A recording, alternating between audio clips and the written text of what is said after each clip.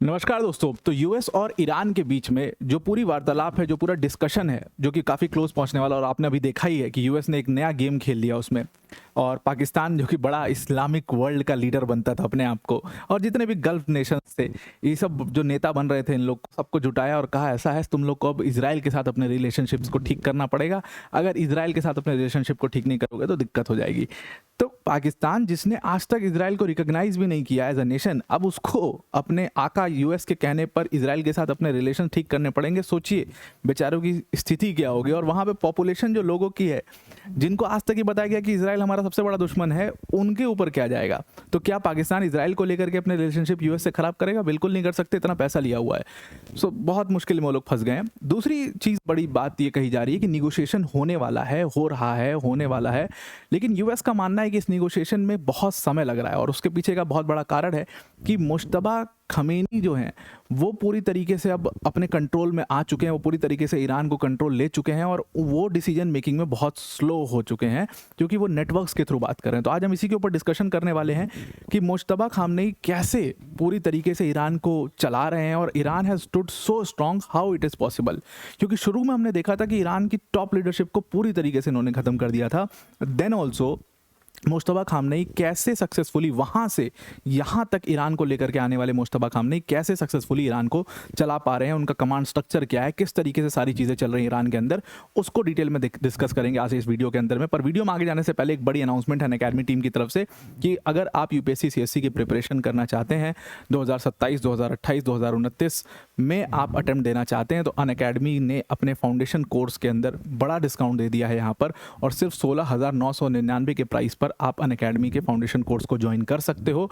इसमें अनअकैडमी क्या, इंडिया के टॉप एजुकेटर्स जैसे मृणाल सर, प्रतीक सर, सुदर्शन सर जैसे एजुकेटर्स आपको यहाँ पर इस बैच के अंदर पढ़ाएंगे। लिंक इसका हमने डिस्क्रिप्शन में दे दिया, उस पर क्लिक करके आप इस बैच को ज्वाइन कर सकते हो। और उसके साथ साथ आप मेरा कोड इस्तेमाल कर सकते हैं फर्दर डिस्काउंट के लिए। APYT10 मेरा कोड है, इसको इस्तेमाल करके आप उस बैच को ज्वाइन कर सकते हैं। तो लिंक इसका डिस्क्रिप्शन में आपको मिल जाएगा। लिमिटेड टाइम ऑफर है, इसको अभी अवेल कर लीजिए। Now I am coming back to the topic.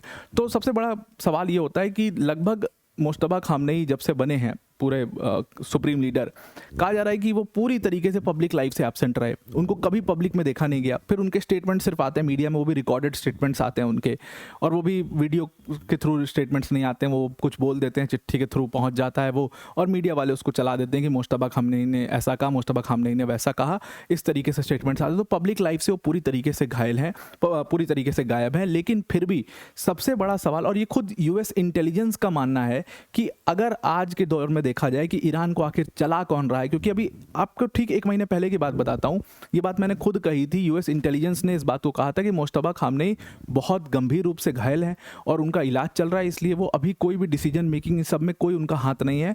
ये पूरा काम IRGC का है। IRGC अपने में बैठ करके सुलह करके डिसीजंस ले रही हैं, और जो डिप्लोमेटिक लीडर्स हैं उनके देश के, जो प्रेसिडेंट हैं उनके, या उनके पार्लियामेंट के जो स्पीकर थे, या जो फॉरेन मिनिस्टर हैं उनके, उनसे बातचीत हो रही है, उनको बताया जा रहा है, और फिर वो लोग आगे बात कर रहे हैं। तो IRGC is making all the decisions. लेकिन आज की डेट में अगर कहा जाए, अब यूएस इंटेलिजेंस का मानना है कि Mushtaba Khamenei is back in control, और पूरी तरीके से वो अपने अंडरग्राउंड बंकर्स हैं यहाँ पर ईरान के अंदर, उन अंडरग्राउंड बंकर्स में बैठ करके हैंड रिटन मैसेजेस के थ्रू वो पूरे ईरान को चला रहे हैं। अब आप सोचिए कि हैंड रिटन मैसेजेस के थ्रू पूरे ईरान को कंट्रोल करना, ये नेटवर्क कितना तगड़ा होगा। तो ये पूरा कोरियर नेटवर्क है जिसके थ्रू पूरे ईरान को ये लोग कंट्रोल कर रहे हैं, और कोई भी इलेक्ट्रॉनिक डिवाइस का, डिजिटल डिवाइस का कोई इस्तेमाल मुश्तबा खामनेई नहीं कर रहे हैं ताकि उनकी लोकेशन ट्रैक ना हो पाए। बिकॉज शुरू में इन्होंने यही देखा था कि जितने भी लीडर्स मारे गए, जो भी ईरान के टॉप लीडर्स थे, वो सब डिजिटल डिवाइसेस जो है वो यूज़ करते थे, और ईरान को लग रहा है, ईरानियन इंटेलिजेंस को ऐसा लगता है कि उसी डिजिटल डिवाइस की वजह से बहुत सारे लीडर्स मारे गए, और कुछ लीडर्स तो उसमें मुखबिरी की वजह से भी मारे गए, क्योंकि इजरायली इंटेलिजेंस बहुत अंदर तक पेनिट्रेट कर चुका है। इजराइल के बड़े बड़े जो मोसाद के एजेंट्स हैं वो अच्छी अच्छी पोस्ट पर हैं ईरान में, ऐसा माना जाता है। वो लोग काफ़ी लंबे समय से ईरान में रह रहे हैं, ईरान की अच्छी अच्छी पोस्ट पर हैं, सारी तरीके से ईरान को समझते हैं वो लोग, तो उनको भी बहुत सारी इन्फॉर्मेशन मिल जाती थी। उसके थ्रू भी कई सारे ईरान के टॉप लीडर्स लीडर्स को मारा गया है। अब यूएस इंटेलिजेंस ने खुद यूएस इंटेलिजेंस का ये कहना है कि मुश्तबा खमेनी जो है वो एक अनडिस्क्लोज लोकेशन पर है, आइसोलेटेड लोकेशन पर है, बाहर की दुनिया से उनका कोई डायरेक्ट कॉन्टैक्ट नहीं है। बहुत सारे ईरान के लीडर्स को भी नहीं पता है कि वो कहाँ है। अब जो उनकी बहुत क्लोज सिक्योरिटी है, सिर्फ उनको ही पता है कि मुश्तबा खमेनी कहाँ है, और वो सिक्योरिटी में कौन लोग हैं ये भी किसी को नहीं पता। तो इतना ज़्यादा अनडिस्क्लोज लोकेशन पर मुश्तबा खमेनी को ले जाया गया है। बीच में तो ये बात आ रही थी कि हो सकता है कि वो ईरान में है ही नहीं, हो सकता है वो रशिया से चला रहे हैं, ऐसी भी बात आई थी, ऐसी भी भ्रांतियां उड़ी थी। लेकिन कहा जा रहा है, यूएस इंटेलिजेंस का मानना है, इजरायली इंटेलिजेंस का मानना है कि हैं तो ईरान के अंदर ही, लेकिन एक अनडिस्क्लोज लोकेशन पर उनको ले जाकर के वहां पर छिपा दिया गया है। अब जो लोग पूरा यूएस और पूरा ईरान का जो डिस्कशंस हैं उसके बारे में जानते हैं, उनका कहना है कि बहुत ये कम्युनिकेशन चैनल ये इतना लेट इसलिए हो रहा है निगोशिएशन में क्योंकि कम्युनिकेशन चैनल बहुत लंबा हो जाता है, क्योंकि मुश्तबा खमेनी खुद डायरेक्टली किसी से डील नहीं कर रहे हैं। तो जो कोरियर्स हैं उनके थ्रू ये कम्युनिकेशन चैनल्स जो हैं उनके थ्रू सारी बातचीत हो रही है, इसीलिए रिस्पॉन्स आने में काफ़ी लेट हो जाता है और इस वजह से चीज़ें तब तक बदल भी जाती हैं। अब सबसे पहले सवाल है कि मुश्तबा खमेनी के साथ हुआ क्या और वो फिर से पावर में आए कैसे, उन्होंने कैसे ये सब कुछ जो है टेक ऑन किया, क्योंकि जिस तरीके से वो घायल थे ऐसा लग रहा था कि शायद वो बचे ही ना। तो देखिए, इन लोगों ने ऑपरेशन एपिक फ्यूरी लॉन्च किया, ऑपरेशन रोरिंग लायन लॉन्च किया, उसमें अयतुल्ला अली खामनेई मारे गए जो कि सुप्रीम लीडर थे ईरान के, और उसके साथ मुश्तबा खामनेई की जो वाइफ थी वो भी उसमें मारी गई थी। कहा जाता है कि उसी कंपाउंड में जहां पर अयतुल्ला अली खामनेई को अटैक किया करके मारा गया था, उसी में उनके बेटे मुश्तबा, क्योंकि उनकी पूरी फैमिली वहीं रहती थी, वो कंपाउंड पूरा एकदम 3 स्टोरी टाइप का, ऐसा ऊपर से एक स्ट्रक्चर दिखेगा आपको, फिर अंडरग्राउंड था वो पूरा, अंडरग्राउंड टनल में। तो अयतुल्ला खामनेई ज़्यादातर अंडरग्राउंड ही रहते थे, उसमें अंडरग्राउंड जो बंकर्स थे वहीं पर बैठा करते थे, क्योंकि उनको पता था कि इजराइल उनको ट्रैक कर रहा है और कभी भी अटैक किया जा सकता है, यूएस कभी भी अटैक कर सकता है उनके ऊपर। वो बहुत कम ऊपर आते थे, वो सामने गार्डन था उसमें घूमते टहलते, कभी कभी उनको देखा गया था, कुछ फुटेजेस भी थी इजराइल के पास इसकी, लेकिन वो बहुत कम बाहर आते थे और वो बाहर ज़्यादा आते ही नहीं थे, और काफ़ी एज भी हो गई थी तो वो इतना चलते फिरते भी नहीं थे। वो आराम से बैठ करके नीचे ही बंकर्स में सबसे मिलते थे और सबसे बातचीत करते थे, सारा जो डिसीजन होता था वो लेते थे। तो वो उस समय पर ऊपर आए हुए थे जब ये एग्जैक्टली एकदम अटैक ये किया गया और उसमें फैमिली के बहुत सारे लोग मारे गए। मुश्तबा खामनेई को भी उसमें काफ़ी ज़्यादा चोट लगी थी। मुश्तबा खमेनी को जैसे ही वहां पर चोट लगी तो यूएस इंटेलिजेंस का ये मानना है कि आईआरजीसी ने तुरंत इनको वहां से इवैक्यूएट किया और एक अनडिस्क्लोज लोकेशन पर ले गए, और अनडिस्क्लोज लोकेशन पर ले जाने के बाद उसके बाद से मुश्तबा खमेनी के बारे में किसी को कुछ भी नहीं पता।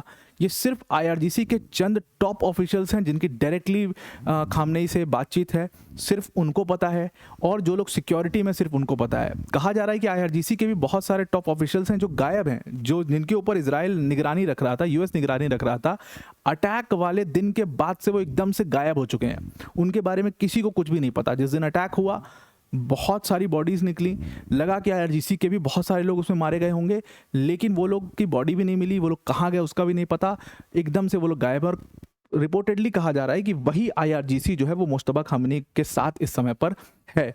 अब यहाँ पर क्या होता है कि जब अयतुल्ला अली खामनेई मारे जाते हैं उसके बाद एक पूरा आप पावर वैक्यूम देखते हो, और उस पावर वैक्यूम को फिल करने के लिए ईरान के अंदर एक इंटरिम लीडरशिप काउंसिल बनाई जाती है। अब देखिए, यहीं पे सारा पॉलिटिक्स शुरू हुआ। ये जो इंटरिम लीडरशिप काउंसिल बनी, एक्चुअल में तो इसका इंटरिम लीडरशिप काउंसिल थी सिर्फ वॉर टाइम के लिए, और फिर इनको अपना सुप्रीम लीडर भी बनाना था। अगर आप देखो, इंटरिम लीडरशिप काउंसिल को बनाया गया था, उसका ऑब्जेक्टिव था कि पूरे वॉर में ये लोग काम करेंगे और वॉर के बाद जब चीज़ें सामान्य हो जाएंगी तो फिर सुप्रीम लीडर को ट्रांसफ़र कर दिया जाएगा, सुप्रीम लीडर बना दिया जाएगा। लेकिन वॉर के बीच में ही आनन फानन में मुश्तबा खमेनी को सुप्रीम लीडर बनाया गया। इसके पीछे भी यूएस इंटेलिजेंस का मानना है कि आईआरजीसी ने बहुत प्रेशर लगाया।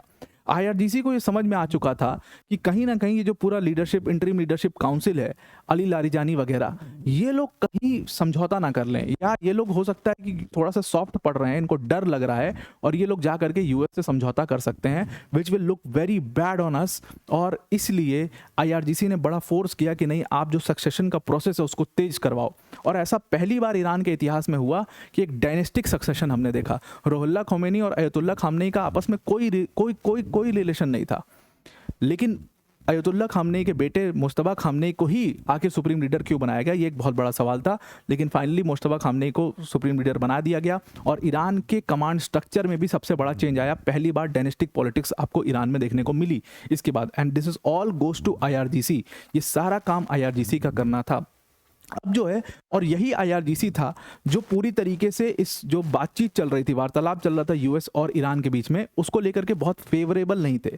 वो बिल्कुल भी इस मूड में नहीं थे कि हम अपना, वो 2-3 चीज़ें उनकी एकदम फिक्स हैं। वो स्ट्रेट ऑफ हॉर्मुज नहीं छोड़ने वाले, वो अपना न्यूक्लियर प्रोग्राम गिव अप नहीं करने वाले, ये दो तो एकदम फिक्स है कि वो अपना न्यूक्लियर प्रोग्राम गिव अप नहीं करेंगे। तो इसीलिए वो यूएस से बात ही नहीं करना चाह रहे थे कि कोई पॉइंट ही नहीं है, हम इस चीज़ पर समझौता कर ही नहीं सकते। लेकिन वापस आते हैं मुश्तबा खमीनी के ऊपर। कहा जाता है कि कुछ वीक्स बाद मुश्तबा खमीनी जो सुप्रीम लीडर थे ईरान के बनने के बाद, वो सुप्रीम लीडर बन तो गए थे लेकिन फिर भी वो ऑपरेट नहीं कर पा रहे थे क्योंकि उनको काफ़ी ज़्यादा चोट लगी हुई थी, और इसलिए वो सीनियर लीडरशिप जो थी वो पूरी तरीके से एकदम गायब हो चुकी थी। सारे सीनियर लीडर्स को मार दिया था यूएस ने और इजराइल ने मिल करके। तो ईरान के अंदर सारे सीनियर लीडर्स भी खत्म हो गए थे, और उसके बाद जो उनके सुप्रीम लीडर बनाए गए मुश्तबा खमीनी, वो खुद बहुत वुंडेड, तो वो छिपे हुए थे।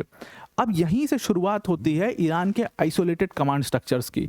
तो आईआरजीसी ने क्या किया, क्योंकि मुश्तबा खमीनी सिंगल कमांड वहां पर चल नहीं रहे थे, तो मुश्तबा खमीनी क्योंकि उनका इलाज विलाज चल रहा था, तो आईआरजीसी ने पूरा कमांड स्ट्रक्चर जो है वो मल्टीपल कमांड स्ट्रक्चर्स बना दिए। मतलब it's not like fighting army of a country. Conventional warfare होता है कि एक कंट्री की एक आर्मी होगी, दूसरी कंट्री की दूसरी आर्मी, और दोनों आपस में क्लैश हो रहा है, ऐसा नहीं है। It is like fighting with 17 different आर्मीज, क्योंकि इनका इंटेलिजेंस अलग, पूरा सब पूरी ऑटोनॉमी इनके पास, सारा हथियार इनके पास अपना अलग है।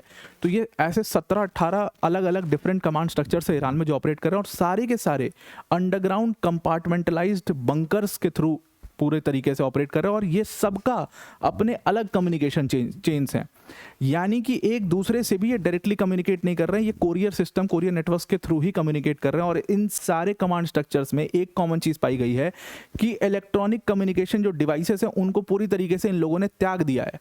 कोई भी इलेक्ट्रॉनिक कम्युनिकेशन डिवाइस इस्तेमाल नहीं कर रहा। और इसीलिए आप एक चीज़ आपने नोटिस की होगी कि टॉप लीडरशिप को इतने सक्सेसफुली मारने के बाद, यूएस के और इजराइल के मारने के बाद, अब आप देखो तो कोई किसी भी टॉप लीडर के मारे जाने की खबर नहीं आ रही, क्योंकि ऐसा कहा जा रहा है, खुद ये यूएस इंटेलिजेंस का कहना है कि जो टॉप लीडर्स हैं वो भी अब हैंड डिलीवर्ड कम्युनिकेशंस को इस्तेमाल कर रहे हैं, वो भी इलेक्ट्रॉनिक डिवाइसेस इस्तेमाल करना इन्होंने बंद कर दिया है। और ईरानियन गवर्नमेंट के लोगों को भी नहीं पता है कि ये टॉप लीडर्स हैं कहाँ, ये कहाँ पर फिजिकली लोकेटेड हैं। They are somewhere inside the bunkers, और मुश्तबा खमीनी भी इसी तरीके से कहीं पर बंकर से ही पूरी तरीके से ऑपरेशन कर रहे हैं। अब क्योंकि ये सारे कमांड स्ट्रक्चर्स डिफरेंट हैं, इसीलिए डिसीजन मेकिंग कोई भी प्रोसेस होगा तो उसमें समय लगेगा। और इसीलिए आप बार बार इन ईरानियन लीडर्स को सुनते हो कि ये ऐसे स्टेटमेंट्स का इस्तेमाल करते हैं कि हम फाइनल कॉल का वेट कर रहे हैं, हमने जो रिपोर्ट थी वो भेज दी थी बना के मुश्तबा खमीनी की तरफ से, हमारे सुप्रीम लीडर की तरफ से, अभी फाइनल कॉल आना बाकी है। ये सब हम बार बार सुनते रहते हैं। ये इसीलिए हम सुनते हैं क्योंकि किसी को भी नहीं पता है कि वो इन्फॉर्मेशन कब आएगी, कहाँ आएगी, कौन लाएगा। उसका एक अपना पूरा कोरियर नेटवर्क है, और एक बार जिस कोरियर नेटवर्क को, एक बार जिस नेटवर्क को ये लोग टच कर लेते हैं, दोबारा उसको टच नहीं कर रहे हैं तो उसको चेंज कर देते हैं। ऐसे हज़ारों नेटवर्क्स इन्होंने क्रिएट कर रखे हैं, जिसके थ्रू हज़ारों ऐसे सिंगल इंडिपेंडेंट लोग हैं जिनके थ्रू ये पूरी तरीके से अपना सारी लेटर्स भिजवा रहे हैं, सारी इंफॉर्मेशंस भिजवा रहे हैं। अब यूएस ऑफिशियल का कहना है कि जब हम ड्राफ्ट प्रपोजल्स और नेगोशिएशन फ्रेमवर्क्स भेजते हैं इनके पास, तो मुश्तबा खमीनी तक पहुंचते पहुंचते इतने सारे लोगों के थ्रू वो गुजर चुका होता है कि इसमें बहुत समय लगता है, और इसीलिए इस समय हमें बहुत ज़्यादा कॉस्ट कर रहा है, और इसीलिए कोई भी डिप्लोमेसी नहीं हो रही है। हालांकि ये तो फालतू की बात है, आप टर्म्स ही कंडीशंस ही ऐसे रख रहे हो कि जिसमें बातचीत ना हो पाए, लेकिन फिर भी ये एक बहुत लंबा कमांड स्ट्रक्चर है, बहुत लंबा कम्युनिकेशन नेटवर्क है। तो लंबा कम्युनिकेशन नेटवर्क है तो समय उसमें पूरा लग रहा है, और इसीलिए इनका मानना है। और सीनियर ट्रंप एडमिनिस्ट्रेशन ऑफिशियल्स ने खुद कहा, तो सोशल पर भी इसको लिखा गया, खुद डोनाल्ड ट्रंप ने भी थ्रू सोशल पर लिखा कि फाइनल रिस्पांस जो है वो विद इन डेज आने वाला है, और हो सकता है कि आप यूएस और ईरान के बीच में एक समझौता देखो। और इसीलिए शायद, क्योंकि उधर से भी एक ग्रीन सिग्नल मिल चुका है, और यूएस की तरफ से तो ग्रीन सिग्नल था ही क्योंकि इनकी हालत ऑलरेडी बहुत ज़्यादा ख़राब है, तो इसीलिए आप देखो कि डोनाल्ड ट्रंप ने पाकिस्तान को या गल्फ देशों को कहा कि आप इजराइल के साथ रिश्ते ठीक करिए, क्योंकि आपके रिश्ते अगर इजराइल के साथ खराब रहेंगे तो हमारे लिए बड़ा मुश्किल हो जाएगा, और इजराइल के लिए भी वो हमेशा वो थ्रेट फैक्टर जिंदा रहेगा, तो उसके लिए बहुत मुश्किल हो जाएगा आप लोग पर ट्रस्ट करना। और इसीलिए अगर आप लोग अपने रिश्ते सुधारेंगे इजराइल के साथ में, तो ये ईरान वाला जो पूरा हमारी बातचीत है ये और बेटर हो पाएगी। अब इस पे ना एक चीज़ देखने वाली है कि सऊदी अरेबिया किस तरीके से रिएक्ट करता है, क्योंकि Saudi has always been against Iran, against Israel. Iran Israel के खिलाफ वो हमेशा से रहा है, उसकी पूरी मतलब उसका पूरा वजूद ही उसी चीज़ के ऊपर है कि वो ईरान के खिलाफ है या इसराइल के खिलाफ है। सऊदी अरेबिया कैसा रिएक्ट करता है वो एक बहुत देखने वाली बात होगी, क्योंकि सऊदी अरेबिया ने कहीं कहीं पर कुछ कुछ इंस्टांसेस पर यूएस से काफ़ी नाराज़गी जताई है पहले भी, और अब ये वाला मैटर देखने वाला है कि सऊदी अरेबिया इस चीज़ को लेकर के कैसे रिएक्ट करता है। तो अब आपको पूरा आर्टिकल समझ में आ गया होगा। आज के लिए इतना ही। Thank you and have a nice day.